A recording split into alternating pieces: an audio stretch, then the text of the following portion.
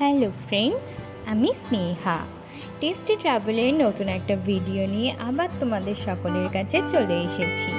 আশা করি তোমরা সকলে খুব ভালো এবং সুস্থ আছো। আজকে আমি তোমাদের সাথে শেয়ার করব একেবারে মশলা ছাড়াই খুব সহজে ডিমের ঝোল রান্নার একটি রেসিপি। যারা একা হোস্টেলে কিংবা কোথাও থাকো তাহলে তারা একবার এই রেসিপিটা ট্রাই করে দেখো, খুবই ভালো লাগবে। তাহলে চলো দেখা যাক। ডিমের ঝোল রান্না করার জন্য আমি ডিমগুলোকে খুব ভালো করে সেদ্ধ করে নিয়েছি, আর নিয়েছি সেদ্ধ করা আলু, কুচানো পেঁয়াজ এবং টমেটো কুচি। এই কয়েকটি সবজি এবং কিছু গুঁড়ো মশলা দিয়ে আমি আজকে তোমাদের ডিমের ঝোলটা রান্না করে দেখাবো।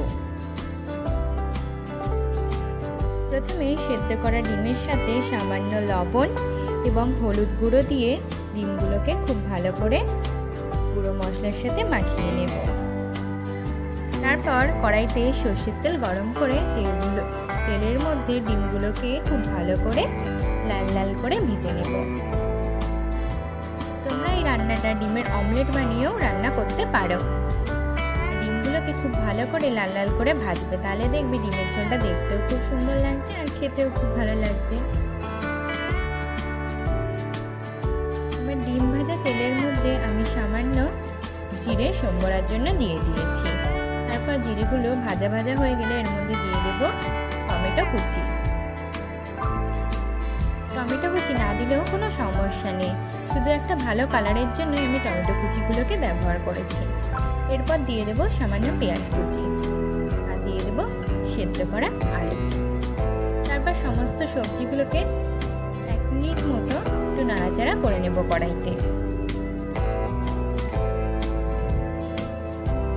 এরপর এর মধ্যে দিয়ে দেব গুঁড়ো মশলা, যেমন হলুদ গুঁড়ো, স্বাদ মতো লবণ এবং জিরে গুঁড়ো। তারপর মশলাগুলো সবজির সাথে খুব ভালো করে মাখিয়ে নেব। আর গ্যাসের ফ্লেমটাকে খুব আস্তে রাখবে, না হলে কিন্তু পুড়ে যাবে। আর ঝালের জন্য দিয়ে দেবো 2 কাঁচা লঙ্কা। আর এর মধ্যে দিয়ে দেবো উষ্ণ গরম জল। আর আমি রান্নায় তো সবসময় তোমাদের বলে থাকি যে উষ্ণ গরম জল ব্যবহার করবে। তারপর ঝোলটাকে কিছু সময়ের জন্য ফুটতে দেব। তারপর 5 থেকে 6 মিনিট ঝোলটা খুব ভালো করে ফুটে উঠলে ঢাকনা সরিয়ে সামান্য নাড়াচাড়া করে আগে থেকে ভেজে রাখা ডিমগুলোকে ঝোলের মধ্যে দিয়ে দেব।